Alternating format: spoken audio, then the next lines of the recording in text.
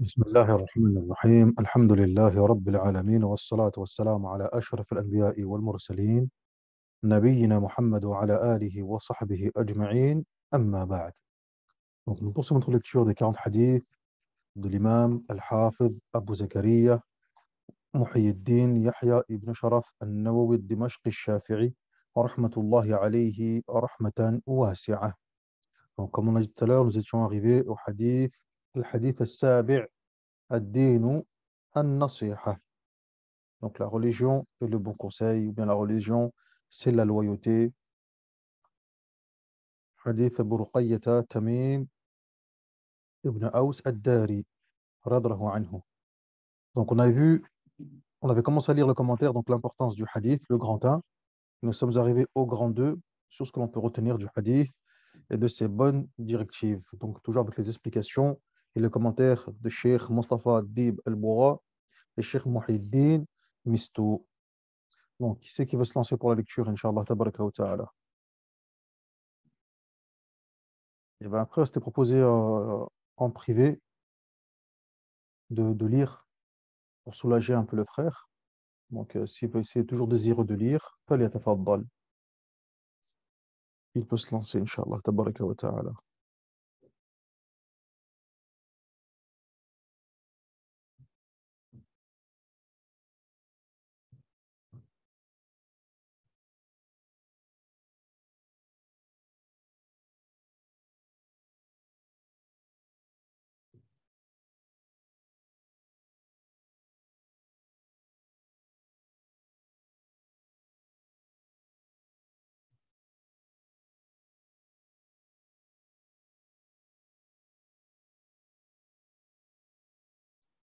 Oui, apparemment, le frère, peut-être il n'est pas encore arrivé, on n'est pas là. Bah, vas-y, akhi, hein, تفضل, akhi. تفضل يا شيخ نسيم. Assalamu alaikum wa rahmatullahi wa barakatuh. Donc, donc c'est le septième hadith. Le hadith, la religion, c'est la loyauté, si je ne me trompe pas. Donc, commentaire, importance du hadith. Ce hadith exprime en peu de mots de sens nombreux et des informations précieuses et sublimes. On y trouve la plupart des lois de la législation islamique, autant ses fondements que ses ramifications. Mieux encore, tout est contenu dans la seule expression son livre, car le Coran englobe toutes les questions de la religion en tant que fondement, ramification, pratique et dogme. Quiconque croit au livre et met en pratique son contenu avec toute la loyauté exigée aura appliqué la totalité de la législation islamique. Dieu dit, nous n'avons rien omis dans le livre. Coran, sourate 6, verset 38. C'est pourquoi les savants ont dit, ce hadith est le pivot de l'islam. 2. Ce que l'on peut retenir du hadith et ses bonnes directives. On va écouter attentivement, Inch'Allah, tabaraka wa ta'ala, parce que c'est à partir de ce moment-là que là, les mashayikh, ils vont expliquer le sens du hadith. Hein, lorsqu'on dit la religion est le bon conseil, pour qui? Hein, les sahaba, ils ont demandé pour qui, ya Rasulallah? Et il a répondu pour Allah, pour son livre, son messager, les imams et l'ensemble de la communauté. طيب. Donc, lillahi wa li kitabihi wa li rasulihi wa li a'immatil muslimin. Donc là, il faudra bien rakiz et suivre attentivement qu'est-ce qu'ils vont dire les ulama, car là, ils vont nous expliquer justement le sens de cette parole du prophète sallallahu alayhi wa sallam. Qu'est-ce que ça veut dire le bon conseil envers Allah? Est-ce qu'on doit prodiguer un conseil envers Allah directement? Ça revient à quoi? Et c'est pareil pour le livre, pour le messager, etc. Tfaddal, akhi, poursuis. Ce que l'on peut retenir du hadith et ses bonnes directives. 1. La loyauté à l'égard d'Allah. Cette loyauté se traduit par 1. La foi en Allah le Très-Haut, l'exclusion de toute forme d'associationnisme et le refus de l'offenser dans ses attributs. 2. La description de Dieu par les attributs de perfection et de sublimité. 3. La nécessité de le tenir loin de toutes les insuffisances. 4. La sincérité dans son adoration. Lui obéir et éviter de lui désobéir. Aimer et détester pour lui. Prendre pour alliés ceux qui lui obéissent et considérer comme ennemis ceux qui lui désobéissent, en s'engageant par les paroles et par les actes à se conformer à tout ce qui vient d'être énoncé. Le musulman ne tire des avantages ici-bas ou dans la vie dernière que pour lui-même parce que Allah se passe largement des gens. 2. La loyauté envers Jamil. le livre d'Allah. Donc là, ici, c'est le sens de la parole du prophète sallallahu alayhi wa sallam. lillahi, an-nasihatu lillah, le conseil envers Allah, ou bien la loyauté à l'égard d'Allah, tabaraka wa ta'ala. Quelle est que signifie cette parole? Sa signification, elle est résumée ici dans ces explications des Mashaïr. Croire en Allah, tabaraka wa ta'ala, le seul, l'unique, sans associé, lui vouer un culte exclusif et s'éloigner et renier toute forme d'associationnisme et aussi également refuser de l'offenser dans ses attributs. Deuxième point, il nous dit, Mashaïr, la description d'Allah, tabaraka wa ta'ala, par les attributs de perfection et de sublimité qu'il s'est lui-même attribué dans son Coran, le Coran al-Karim, ou bien à travers la langue de son prophète, sallallahu alayhi wa sallam, dans la Sunna. Tayyib, Jamil. La nécessité de le tenir loin de toutes les insuffisances, c'est-à-dire, Allah tabaraka wa ta'ala est exempt de toute forme de faiblesse ou d'imperfection, subhanahu wa ta'ala. Tamam. Et enfin, la sincérité dans son adoration, lui obéir, éviter de lui désobéir, aimer et détester pour lui, prendre pour alliés ceux qui lui obéissent et considérer comme ennemis ceux qui le désobéissent, etc. طيب. Maintenant, النصيحة لكتابه, c'est quoi le conseil par rapport à son livre, par rapport au Coran? تفضل يا أخي, poursuis. De la loyauté envers le livre d'Allah. Elle s'exprime par le fait de croire en tous les livres célestes révélés par Allah, que le Coran clôt tous ces livres et qu'il a une qualité de témoin contre eux. Il est la parole miraculeuse du Très-Haut qui le sauvegarde dans les cœurs et dans les feuillets. Allah dit, c'est nous qui avons fait descendre le livre de rappel et c'est nous qui en assumons la conservation. Sourate 15, verset 9.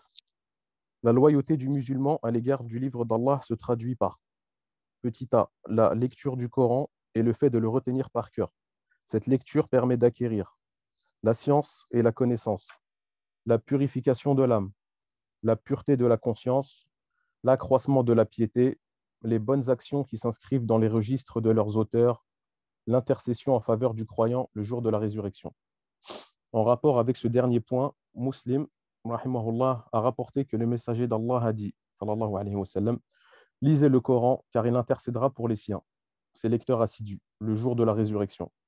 Le fait d'apprendre le Coran par cœur emplit le cœur de la lumière du livre d'Allah, donne aux musulmans une grande valeur et de l'honneur au point de paraître comme un grain de beauté parmi les gens dans ce bas monde et le fait accéder dans la vie dernière à un rang élevé proportionnellement au nombre de versets et de sourates qu'il a appris sur terre. Abu Daoud et At-Tirmidhi, rahimahumallah, ont rapporté que le messager d'Allah, sallallahu alayhi wa sallam, a dit « Il sera dit aux récitants du Coran, lis et élève-toi, récite comme tu avais l'habitude de le faire dans le bas monde. Ton rang se fixera au dernier verset que tu liras. B. La lecture d'une voix agréable. La belle voix agit davantage sur l'âme et se fait mieux entendre par le cœur. Muslim, rahimahullah, a rapporté que le messager d'Allah, sallallahu alayhi wa sallam, a dit « Celui qui ne chante pas en récitant le Coran n'est pas des nôtres. » C. La méditation et la compréhension du sens de ces versets. Allah dit « Ne médite-t-il pas sur le Coran où certains cœurs portent-ils leur propre cadenas ?» Coran, sourate 47, verset 24. D. Son enseignement aux générations musulmanes. Ceci afin qu'elles assument leurs responsabilités quant à la sauvegarde du livre d'Allah. En outre, l'apprentissage et l'enseignement du Coran sont la voie de la dignité et du bonheur. Al-Bukhari, rahimahullah, a rapporté que le messager d'Allah, sallallahu alayhi wa sallam, a dit « Le meilleur d'entre vous est celui qui apprend le Coran et l'enseigne. Le comprendre et agir. Il n'y a aucun bénéfice à tirer du Coran en l'apprenant sans le comprendre. Et il n'y a aucun bénéfice à le comprendre sans l'appliquer. Le plus grand profit que l'on tire du Coran ne peut se ressentir qu'après l'avoir compris et appliqué. Et il serait mauvais de détenir un savoir et ne pas le mettre en application. Allah dit, ô vous qui avez cru, pourquoi dites-vous ce que vous nous faites, ce que vous ne faites pas? C'est une grande abomination auprès d'Allah que de dire ce que vous ne faites pas. Coran, sourate 61, verset 2-3. Allah, jazakallahu khairan ya akhi. Donc jusque-là, alhamdoulilah, c'est très clair. Ah, là, les mashayikh, ils ont bien développé, détaillé, alhamdoulilah, le sens de la loyauté envers le livre d'Allah Azza wa Jalla, ou bien le conseil, al-nasiha, le bon conseil envers le livre d'Allah Azza wa Jalla. Cela revient à quoi? Voilà la signification. Oui. Le fait de quoi donc? Barakallahu fiikum, de croire en tous les livres qui ont été révélés la science, la connaissance, la lecture du Coran, qui permet la purification de l'âme, la pureté de la conscience, l'accroissement de la piété, les bonnes actions et tout ce qui a été mentionné ici par les mashayikh. Je pense que c'est déjà assez bien complet. Walhamdulillahi Rabbil Alamin. ثم هناك مسألة ici il y a une petite مسألة, il y a un petit point concernant le hadith rapporté par l'imam Muslim rahimahullah ta'ala lorsque le prophète sallallahu alayhi wa sallam a dit ليس منا من لم يتغن بالقرآن ليس منا من لم يتغن بالقرآن n'est pas des nôtres celui qui ne chante pas avec le Coran ou bien en récitant le Coran. طيب, qu'est-ce que cela signifie? Est-ce que ça veut dire que je prends le Coran et je chante comme le font les musiciens et les chanteurs, etc. ila akhrihi, tamam, ce qui est devenu aujourd'hui ce qu'on appelle ilm al-maqamat. Hein, c'est connu aujourd'hui, il y a une science qui s'appelle al-maqamat, ce qu'ils appellent ceux qui sont, on va dire, euh, un peu dans tout ce qui est la musique, etc. Et ils ramènent un petit peu les notes qui sont présentes dans la musique et ils les ramènent avec le Coran, etc. Bon, ça c'est un autre sujet, ala kulli hal. Mais ou bien ce qui est voulu par là, c'est tout simplement embellir sa voix, etc. Ou voire même peut-être autre chose que cela. L'imam al-Nawawi, wa rahimahullah ta'ala, qu'est-ce qu'il nous dit? Il nous dit que de ce hadith, on peut tirer deux sens. Laysa minna man lam yataghanna bil Qur'an. N'est pas des nôtres celui qui ne chante pas, ne chante pas le Coran. L'imam al-Nawawi dit qu'il y a une explication dans laquelle il ne faut pas comprendre le fait de chanter, mais comprendre ici par là la suffisance, c'est-à-dire à l'istirna, et non pas à taranni, mais plutôt à l'istirna. À l'istirna, c'est la suffisance. C'est-à-dire n'est pas des nôtres celui qui n'arrive pas à se suffire du Coran, celui qui ne se suffit pas du Coran, celui qui n'arrive pas à trouver la richesse de le Coran. Vous savez, le riche, en arabe, on dit qu'il est rani. Pourquoi on dit qu'il est rani? Littéralement, en fait, c'est-à-dire qu'en fait, il est à l'abri du besoin, tout simplement. Ya ayyuhan nas, antumul fuqara'u ila Allah, wallahu huwa al-ghaniyul hamid. Oh, vous les hommes, c'est vous qui êtes les pauvres, les besogneux, les indigents auprès d'Allah. Mais Allah, lui, il est riche. Dans le sens, Allah, il n'a besoin de personne. Et c'est lui le digne de louange. Allah, il est ghani. Ghaniyun anil alamin. Il n'a besoin de rien. Subhanahu wa ta'ala. Tamam. Donc, l'imam Nawawi dit, c'est dans ce sens-là. Celui qui n'arrive pas à trouver la richesse, celui qui n'est pas à l'abri du besoin avec le Coran. Laysa minna. Et l'autre sens, c'est quoi donc? C'est le fait d'embellir sa voix, tout simplement. Comme dans le hadith de Abu Musa al-Ash'ari, radallahu anhu, lorsque le prophète sallallahu alayhi wa sallam lui a dit Outita mizmaran li mazamir ali Daoud. Certes, il t'a été donné une flûte parmi les flûtes de la famille de Daoud, alayhi salam. Tamam. Donc ici, bien évidemment, c'est embellir sa voix, tout simplement. Comme eux, comme le cheikh, il a mentionné directement ici, la lecture d'une voix agréable, tout simplement. تمام هذا هو جميل تفضل يا أخي poursuis donc maintenant on va passer à quoi donc la nasiha li rasulihi le conseil envers le message d'Allah qu'est-ce que cela signifie تفضل يا أخي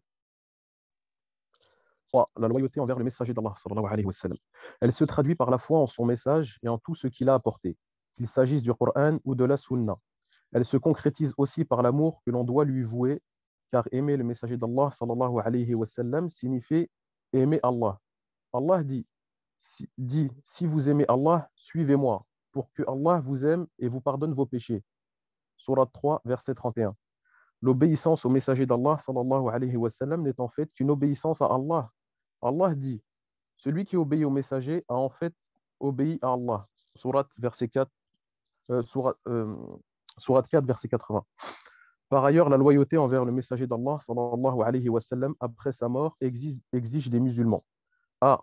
De lire chez eux le récit de sa vie, de suivre son modèle en matière de comportement, d'imiter ses bonnes manières et d'appliquer sa sunna en parole et en acte.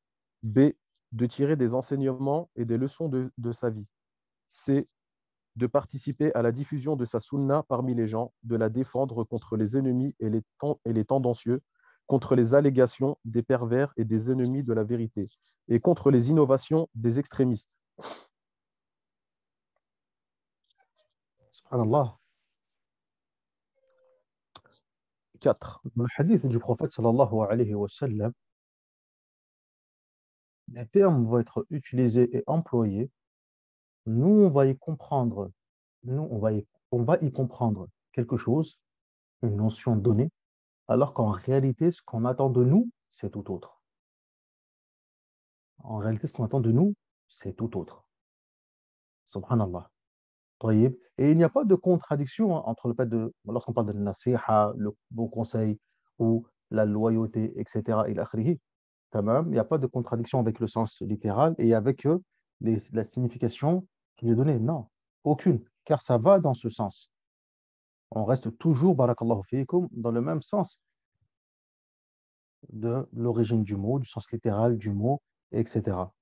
Tamam. Cependant, c'est pas aussi, comment dirais-je, euh, ce n'est pas la première explication qui nous vient à l'esprit. Ce qu'on attend de nous, c'est encore quelque chose de plus profond. Ce qu'on attend de nous, c'est quelque chose de plus profond. Comme dans l'exemple qu'il a donné. قُلْ إِن كُنْتُمْ تُحِبُّونَ اللَّهَ فَاتَّبِعُونِ Allahu Akbar. يُحَبِّبُكُمُ اللَّهُ وَيَغْفِرْ لَكُمْ ذُنُوبَكُمْ. Dit, si vous aimez véritablement Allah, eh bien, suivez-moi.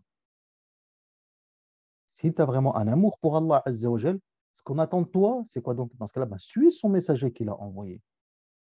Si tu as vraiment cette prétention, si tu prétends aimer Allah, tabaraka wa ta'ala, subhanahu wa ta'ala, tamam, hadha huwa. Donc là, ici, la nasiha, le bon conseil envers le messager, c'est quoi donc? Eh bien, tout simplement se conformer à sa sunna, à la sunna du prophète sallallahu alayhi wa sallam. Cette sunna authentique, pure, sans y rajouter quoi que ce soit, sans enlever quoi que ce soit, sans l'altérer de quoi que ce soit. Le suivi à l'état pur. Et vous regardez bien, lorsque vous regardez les textes scripturaires du Coran et de la Sunna, ce qui nous est demandé, c'est à chaque fois à l'ittiba'. الاتباع والسابقون الأولون من المهاجرين والأنصار والذين اتبعوهم. Et parmi les premiers, ceux qui les ont précédés, parmi les muhajiroun, ceux de Makkah, et les ansar de Madina, et ceux qui les ont suivis de la meilleure des façons. والذين اتبعوهم. Subhanallah, toujours l'ittiba', toujours du suivi. إن كنتم تحبون الله فاتبعوني. Si vous aimez véritablement Allah, alors suivez-moi. فاتبعوني. Toujours. تمام. قل هذه سبيلي أدعو إلى الله أنا ومن اتبعني. Dis, ceci est ma voie et mon chemin. J'appelle à Allah, moi, ainsi que ceux qui me suivent. ومن اتبعني. اتباع. Toujours, ce que demandé, c'est le suivi. Et quand on suit, ni on enlève, ni on rajoute. C'est ça le suivi. Et c'est ce que disait Abdullah ibn Mas'ud, radhiyallahu anhu, ittabi'u wa la tabtadi'u faqad kufitum. Suivez, mais n'innovez pas, ce que vous avez vous suffit. طيب تفضل يا أخي poursuis إن شاء الله جزاك الله خير. 4. La loyauté envers les imams des musulmans. Par imam, il faut entendre les dirigeants ou leurs substituts, les savants religieux ou encore les réformateurs. Les dirigeants des musulmans ne peuvent être choisis qu'au sein des musulmans eux-mêmes. C'est à cette condition qu'ils leur doivent obéissance. Le Coran dit « Obéissez à Allah, obéissez à son messager et à ceux d'entre vous qui détiennent le pouvoir. » Coran, sourate 4, verset 59. La loyauté envers eux consiste à aimer leur piété, leur bon sens, leur droiture et leur équité, et non à les aimer pour leur propre personne ou parce qu'ils servent nos intérêts personnels. Elle consiste aussi à aimer le rassemblement de la communauté à l'ombre de leur autorité équitable et à détester la division et la perdition des gens à l'ombre d'une autorité inique et inconséquente. La loyauté envers eux consiste également à leur prêter assistance et à leur obéir dans la justice et la vérité et à les leur rappeler et à les avertir avec douceur et sagesse. Car il n'y a aucun bien dans une communauté qui ne conseille pas ses dirigeants et qui ne blâme pas l'injuste. Inversement, il n'y a aucun bien dans un gouverneur qui humilie son peuple, muselle la bouche des bons conseillers, obture ses oreilles à l'énoncé d'une parole de vérité et déteste même l'entendre proférer. Lorsqu'une communauté ne s'acquitte pas du droit du conseil au gouverneur et que celui-ci s'érige en tyran, refusant toute forme d'opinion judicieuse, cela a pour conséquence l'humiliation, la ruine, la défaite et l'avilissement. C'est ce qui se produit chaque fois que la communauté dévie de la voie de l'islam et que ses principes et ses idées sont déformés et altérés dans les dires et les actes des gens. Quant aux savants religieux et aux réformateurs, leur responsabilité est très grande envers le livre de Dieu et la sunna de son envoyé, sallallahu alayhi wa sallam. Il est de leur devoir de réfuter, en puisant leurs arguments du Coran et de la sunna, tous les élans de passion qui conduisent vers le mauvais chemin.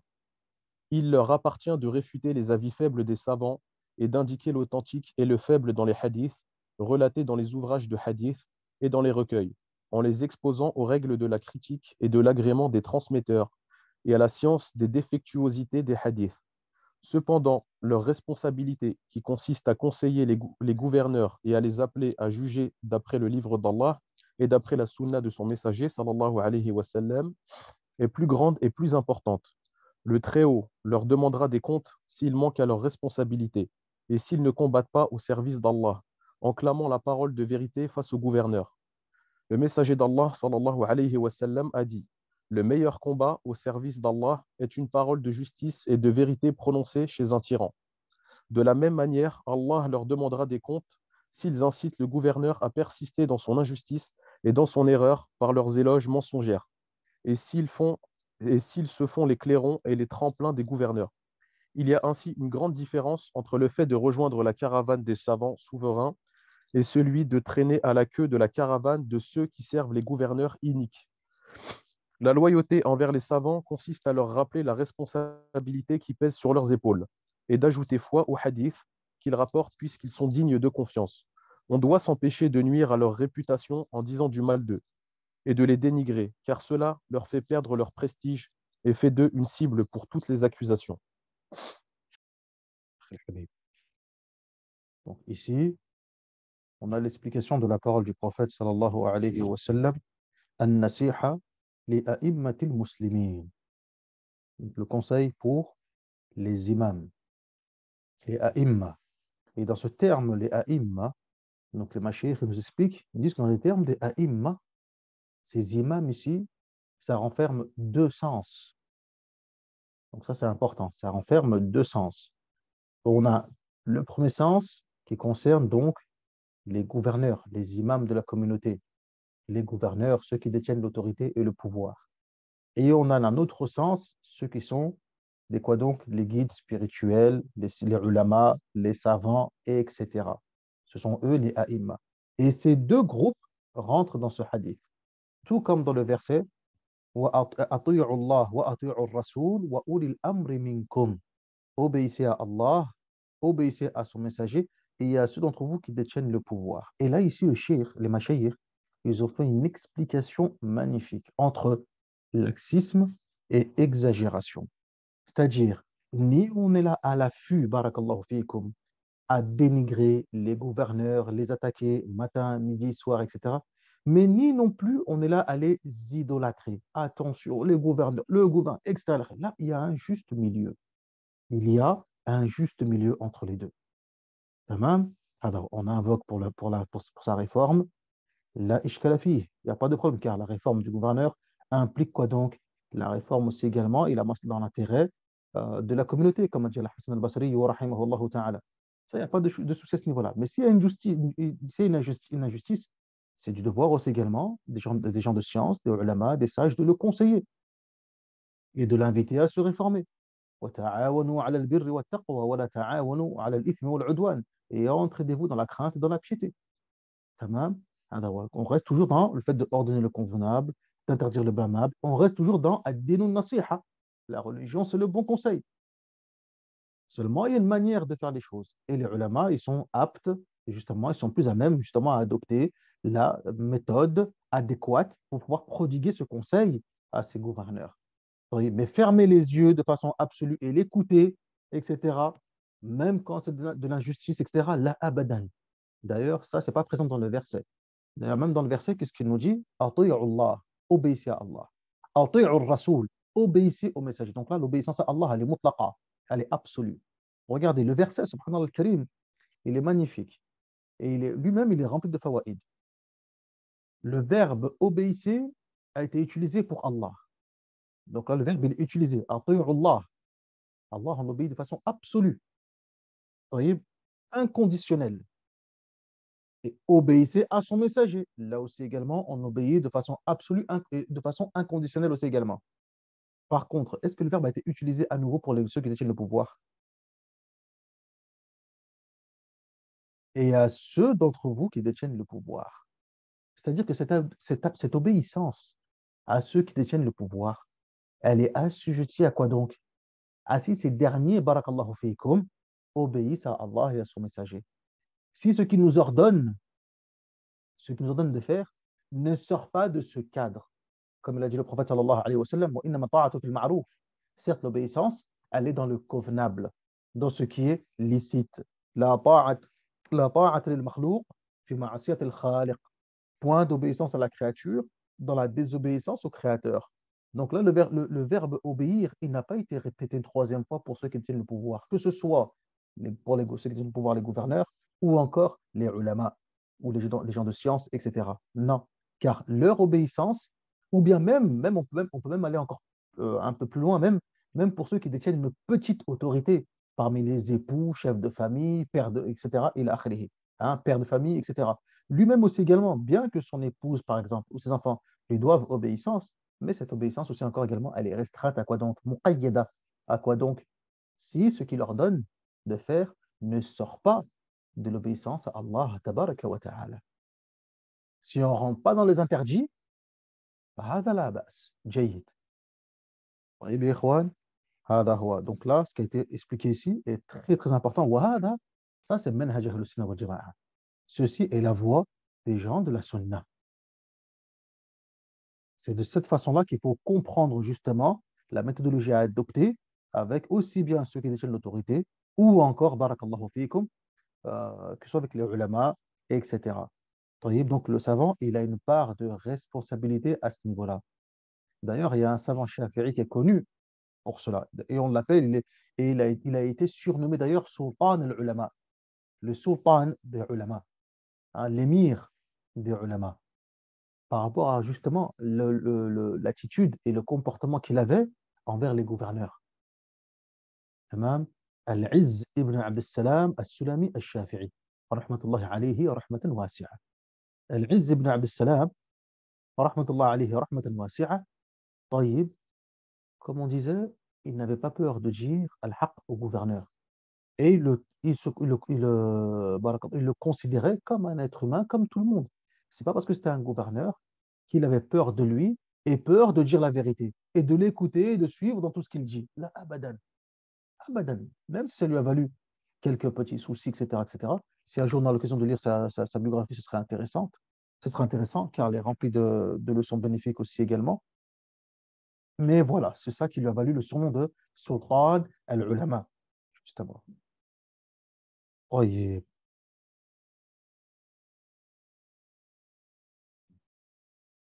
Donc, al-a'imma, les gouverneurs, et aussi a'imma, al-ulama, les ulama dans leurs devoirs et leurs responsabilités vis-à-vis des gouverneurs, mais aussi également dans leurs devoirs vis-à-vis de la umma, hein, dans l'enseignement, dans la prédication, barakallahu fikum, dans le fait aussi également, barakallahu fikum, euh, d'indiquer, de réfuter les avis faibles, d'indiquer uniquement ce qui est authentique, hein, dans le fait d'épurer la sunna du prophète sallallahu alayhi wa sallam de ce qui lui a été faussement attribué.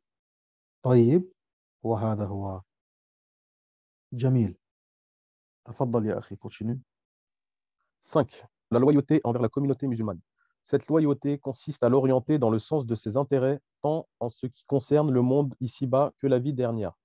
Mais il est malheureux de constater que les musulmans ont négligé le devoir de se conseiller les uns les autres, particulièrement dans ce qui touche leur vie dernière. Ils ne pensent qu'au bien de la vie d'ici-bas et à ses enjolivures.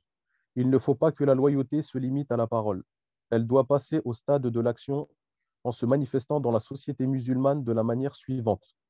Ne pas divulguer les secrets des gens et ce qu'ils font de mal. Combler les lacunes. Combattre la nocivité et apporter les utilités. Commander le bien et proscrire le blâmable. Respecter les aînés et être indulgent envers les plus jeunes. Abandonner la tricherie et la jalousie.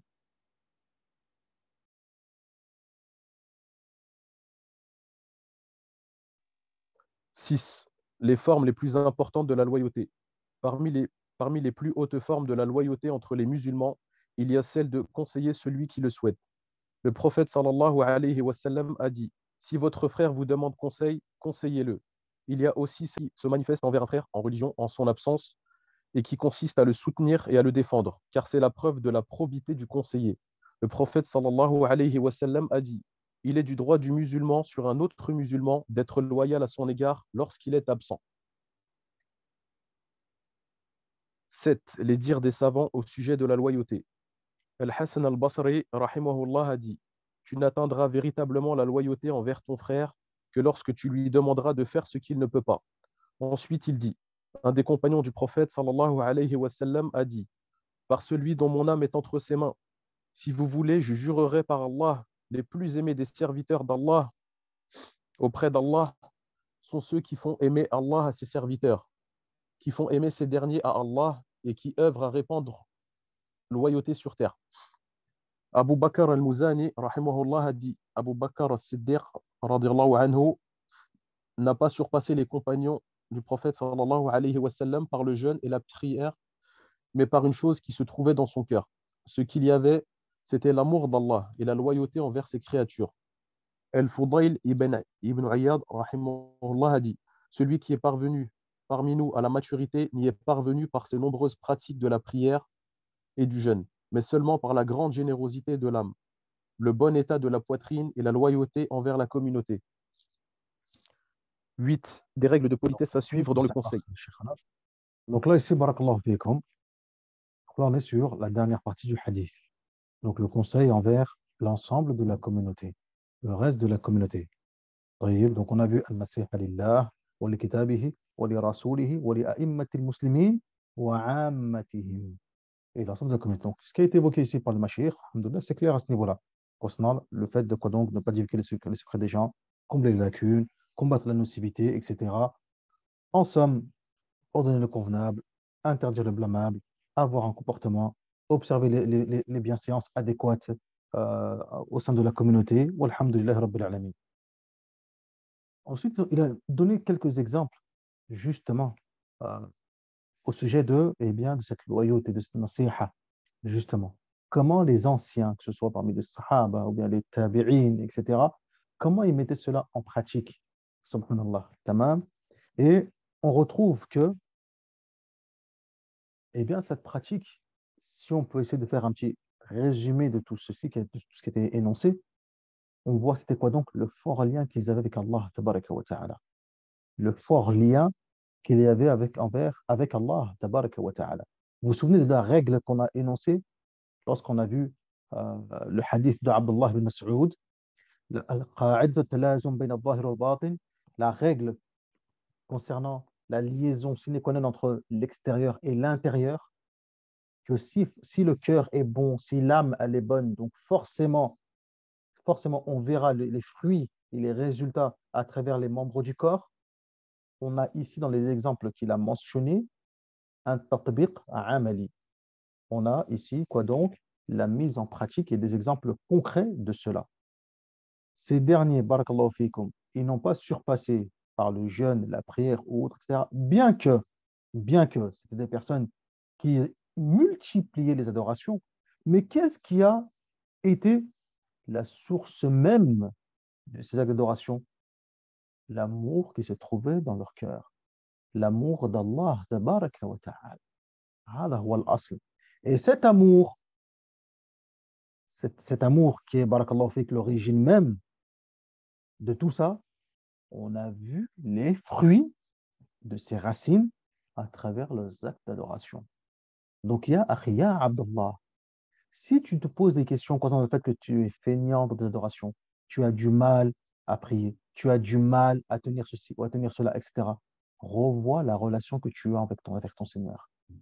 Parce qu'il n'y a que lui qui peut t'aider à mettre en pratique tes adorations. Ce n'est pas pour rien lorsque tu lis Surat al-Fatiha dans tes prières, à chaque fois que tu pries au minimum 5 fois par jour, si tu te contentes de faire uniquement les prières obligatoires, à chaque unité de raka'a, qu'est-ce que tu récites? Iyyaka na'bud wa iyyaka nasta'in.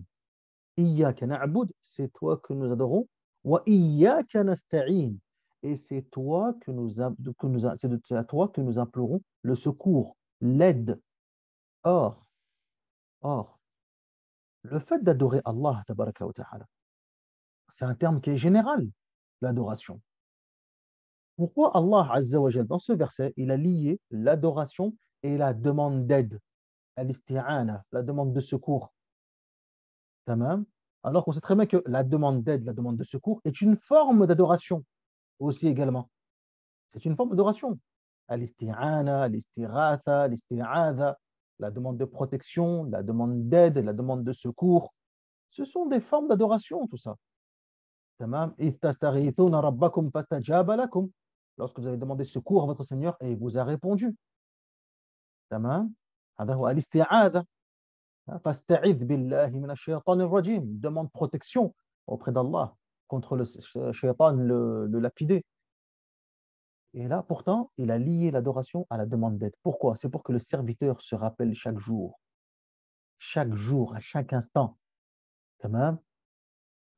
لكن الله أفردها بالذكر من أجل أن يعلم العبد المسلم أنه ما أمر بعبادة إلا وقد وعد بالاستعانة بالعون من الله. إن لم يعنك ربك على العبادة ما قدرت على أن تعمل شيئا.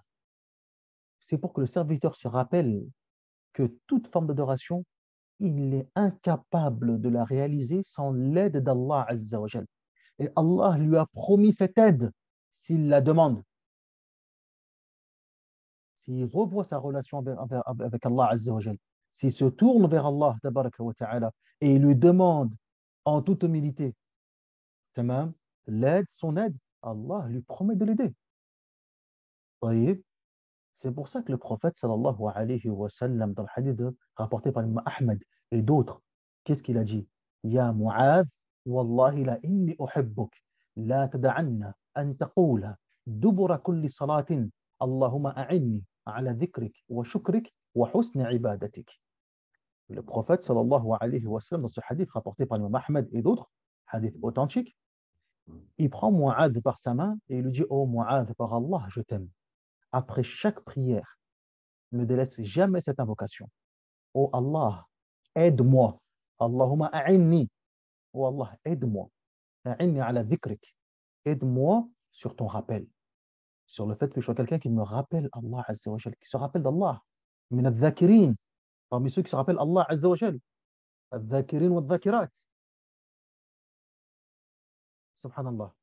Tamam. Donc parmi ceux qui se rappellent Allah, non pas ceux qui sont insouciants. A'inni ala dhikrik wa ala shukrik. Sur le fait que je te sois reconnaissant, Ya Rab.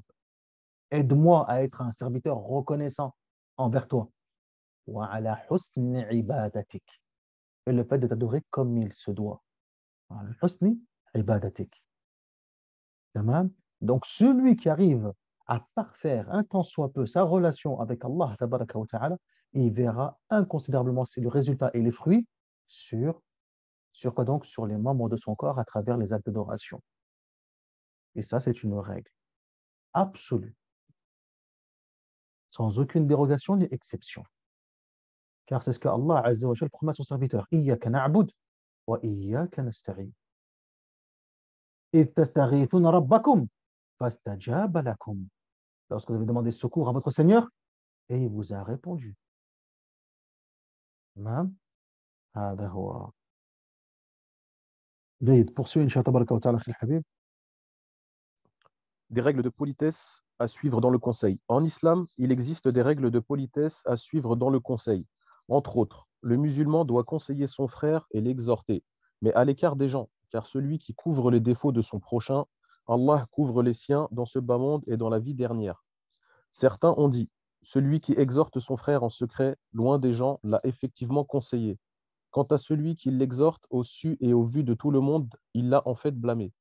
Al-Fudayl ibn Iyad rahimahullah a dit, le croyant se montre discret dans ses conseils. Quant au pervers, il divulgue les secrets et insulte.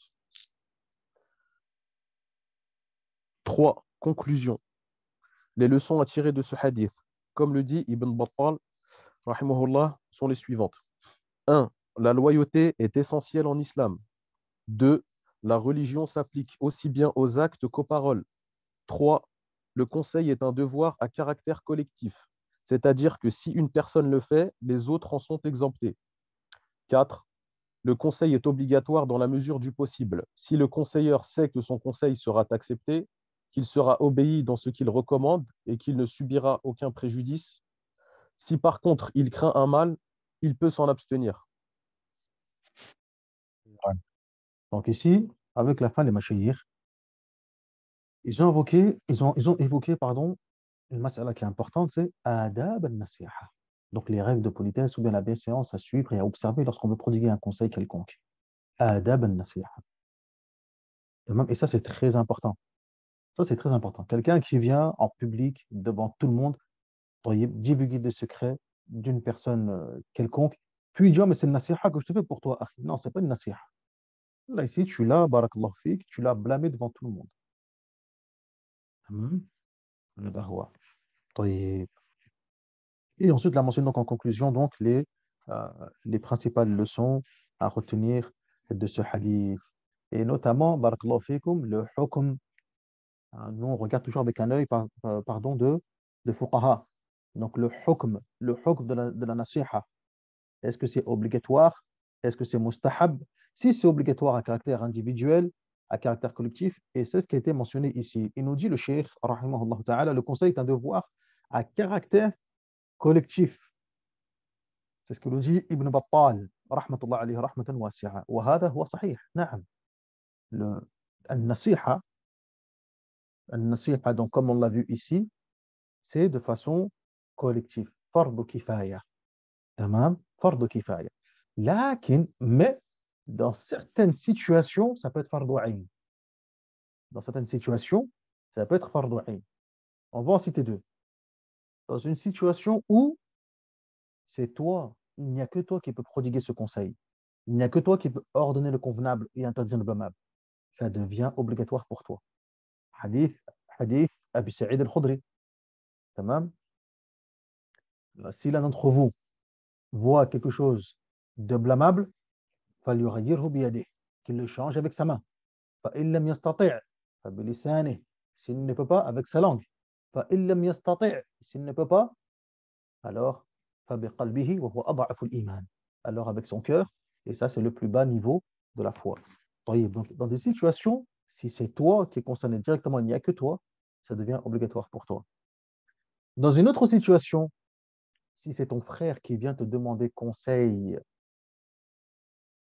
si c'est ton frère qui vient te demander conseil, il est obligatoire de le conseiller parce que c'est son droit, comme dans le hadith du prophète sallallahu alayhi wa sallam, concernant le droit du musulman envers son frère musulman. Parmi ces droits, quoi donc?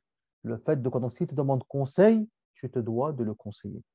Bien évidemment, si tu as as réponse à sa demande, si tu as de quoi le conseiller. Tamam.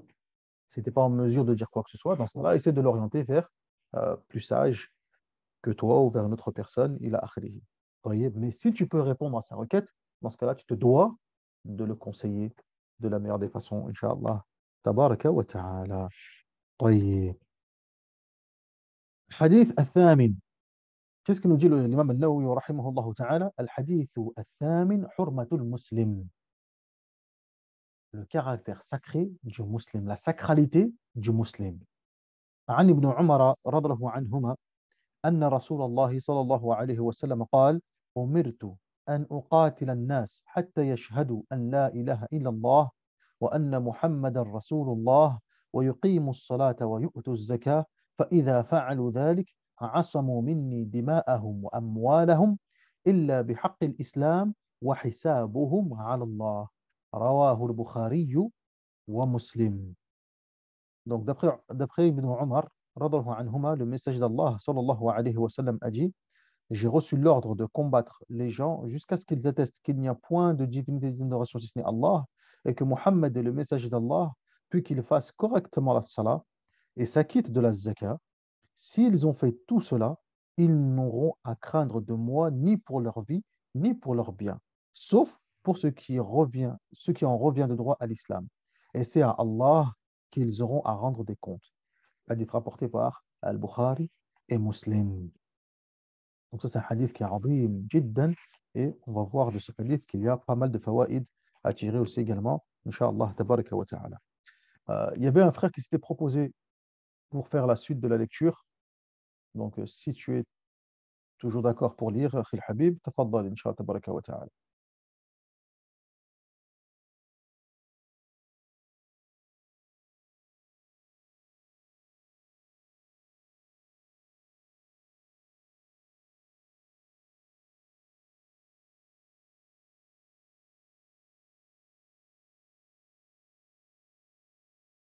Je pense que ça n'est plus là.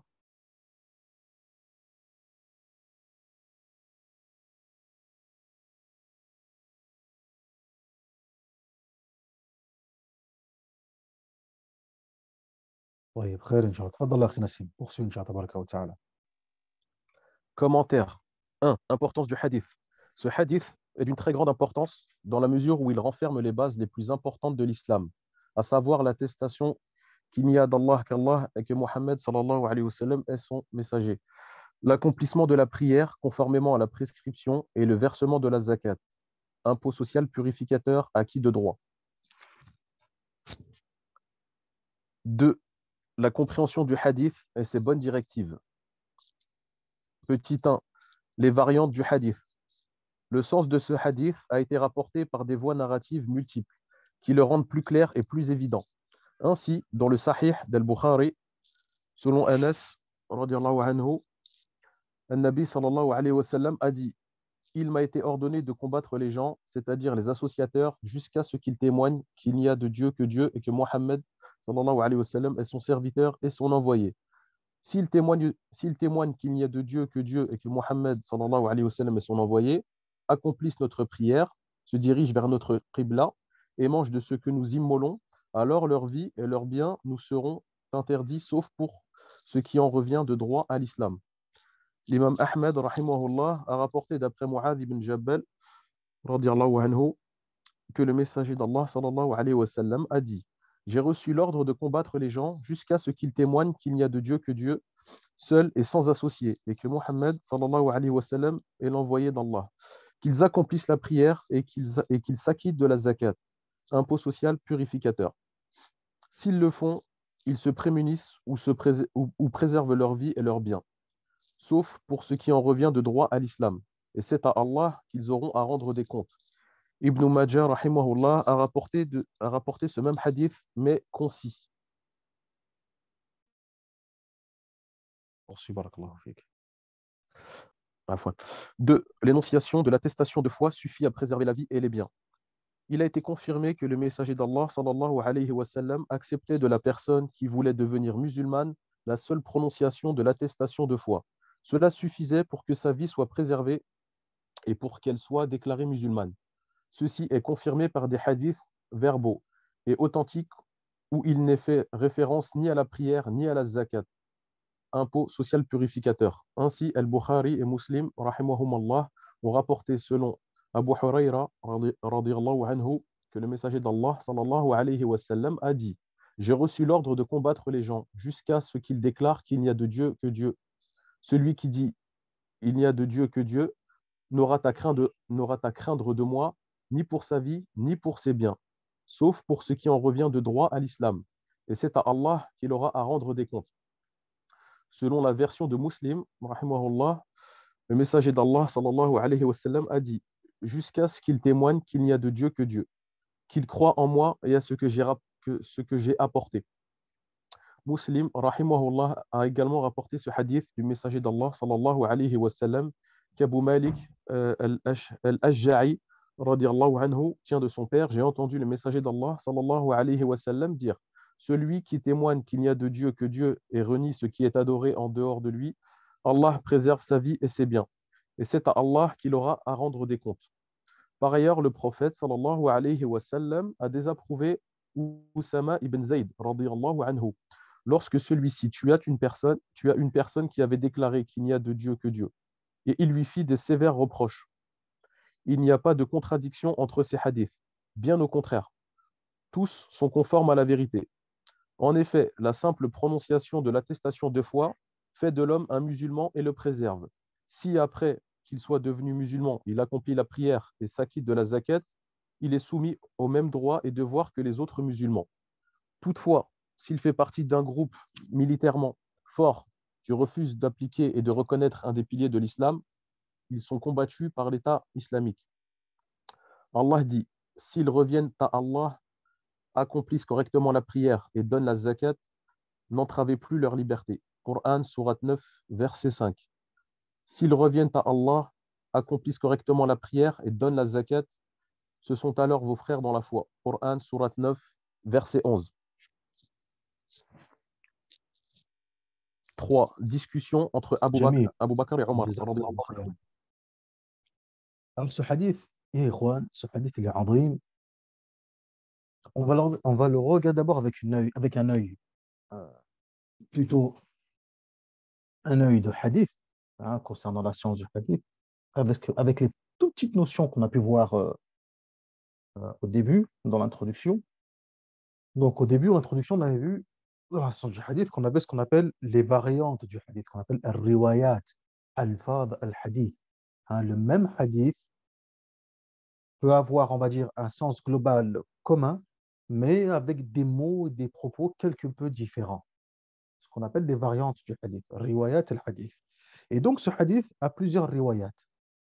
Et les mashayikh en ont mentionné quelques-unes, car car elles sont importantes et intéressantes. Et nous, lorsqu'on va regarder le sujet avec un œil de fiqh, de droit islamique, de jurisprudence, toutes ces variantes, elles auront leur importance.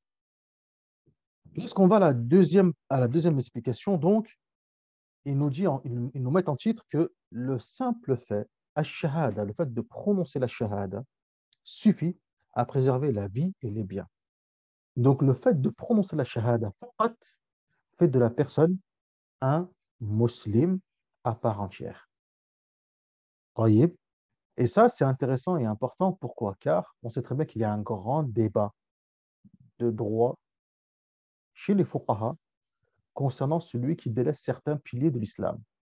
Et comme dans beaucoup de variantes de ce hadith, on voit celui qui fait la shahada, mais qui fait la salat et qui fait la zakat.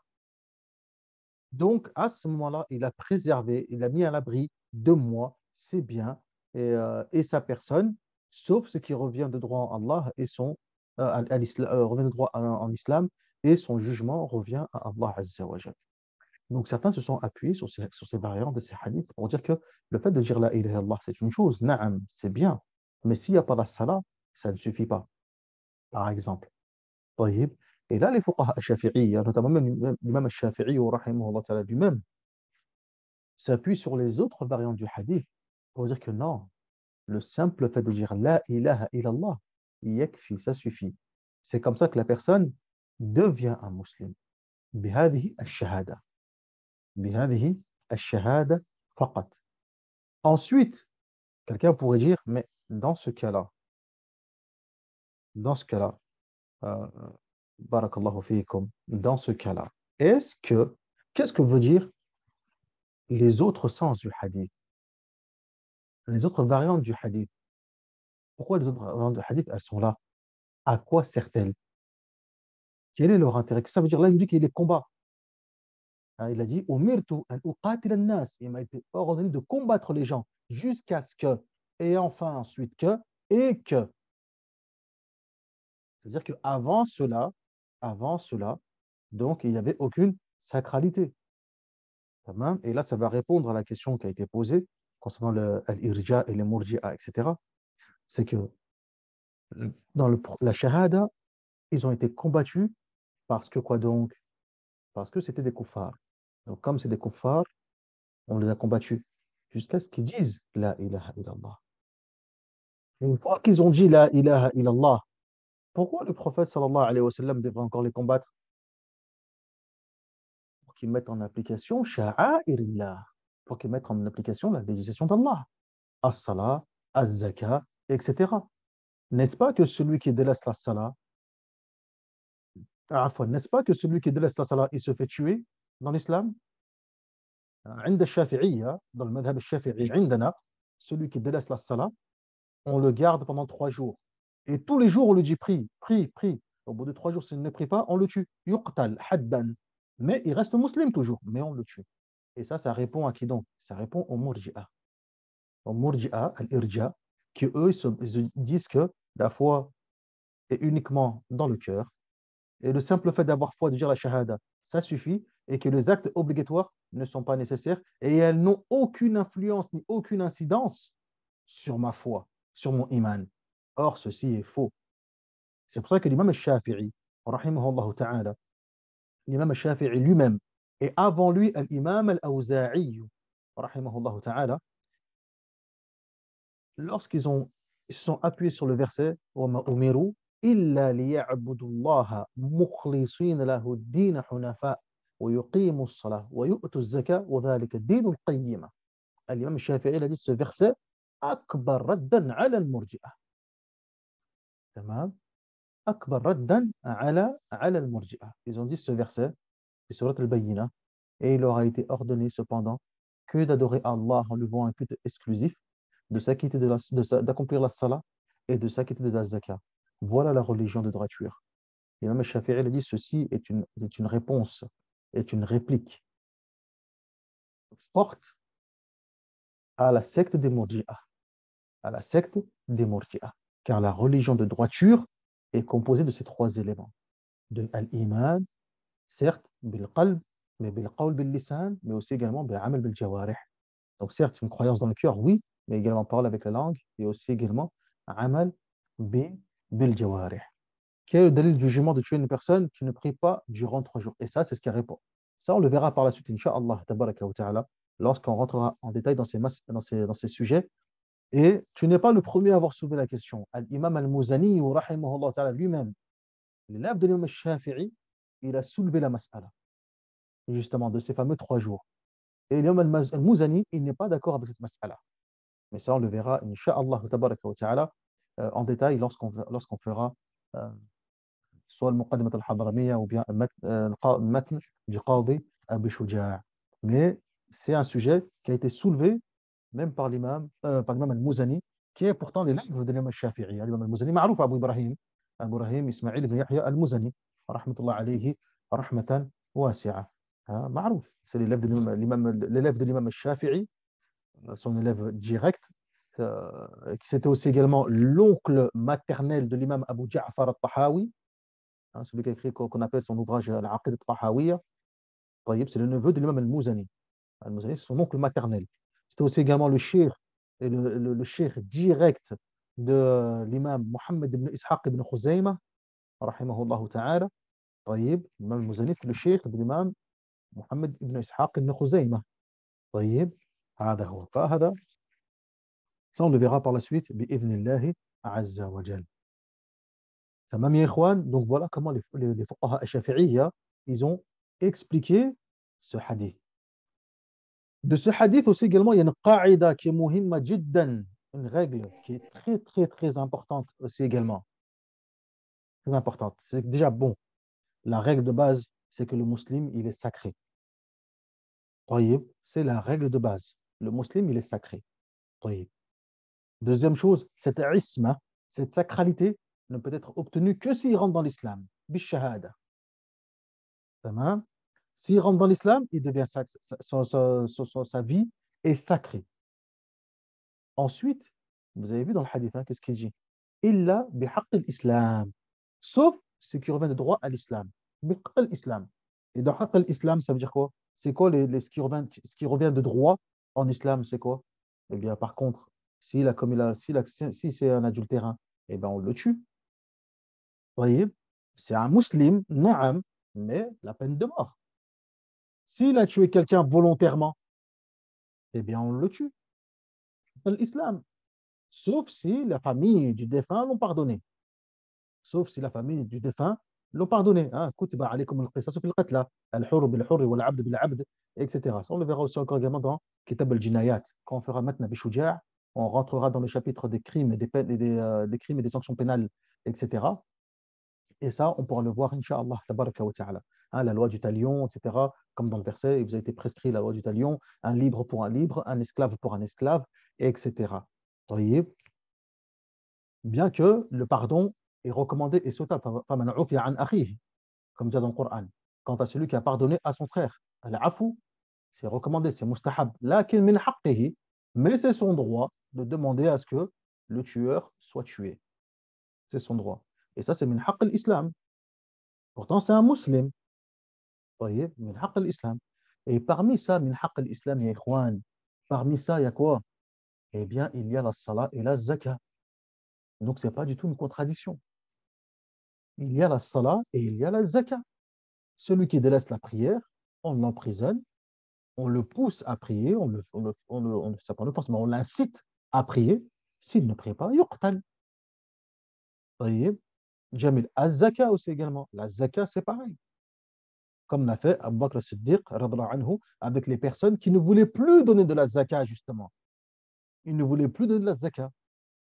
Parmi ces gens-là, il y en a qui avaient apostasié. D'autres, ils ont dit non, on donnait la zakat uniquement au prophète sallallahu alayhi wa sallam. Maintenant qu'il est mort, eh ben, on ne la donne pas. C'est parce que c'était que à lui qu'on la donnait.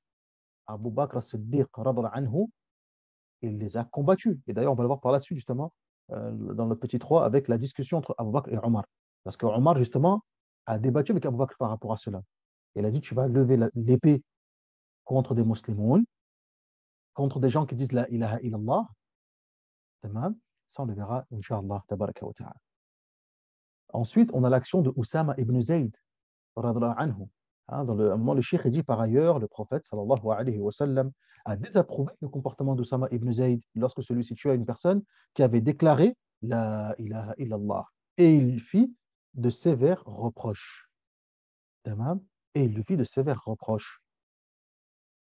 Lors d'une bataille, Oussama ibn Zayd, radhiyallahu anhu, a tué une personne. La personne, elle avait dit la ilaha illallah. Et après qu'elle ait dit cela, donc la personne était sous son joug.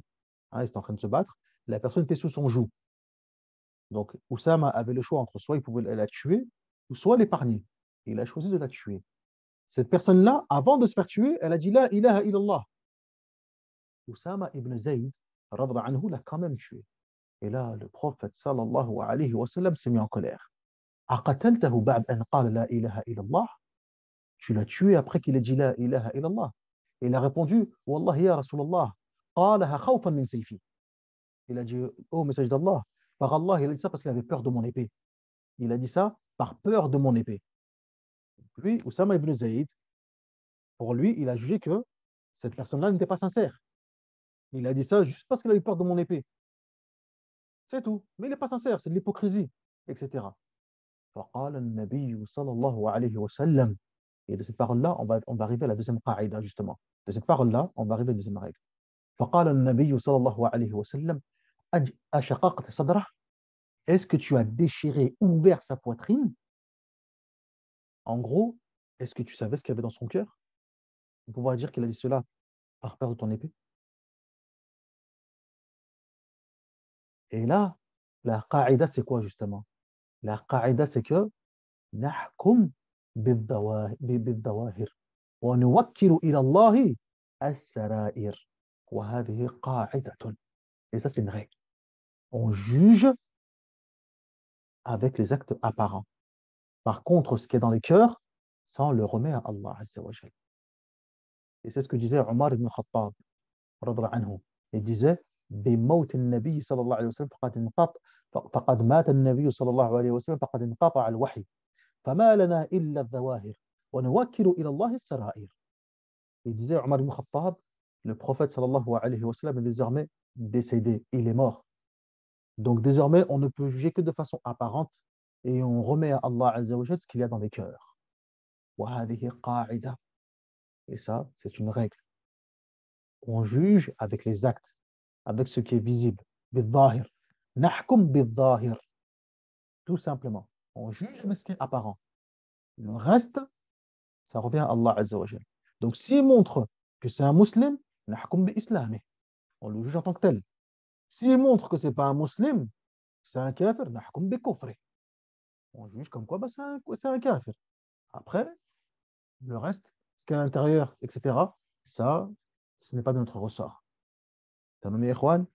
فهذا مهم جدا. طيب. تفضل يا أخي. 3. Discussion entre Abu Bakr et Omar radiyallahu anhuma.